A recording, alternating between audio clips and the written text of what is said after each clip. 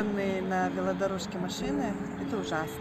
Из-за того, что нет велодорожек в моем районе, я вынужден ездить по автодорогам, и это опасно. Ненавижу проезд под путепроводом на Манасу, потому что там много ступенек. Мне сложно ездить по велодорожкам, когда по ним ходят пешеходы.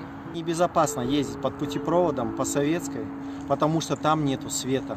Нам не хватает байкшеринга. Мне не нравится, когда мне сигналят агрессивные водители. Мне не хватает в городе велопарковок. Мне не нравится, что велодороги прерываются.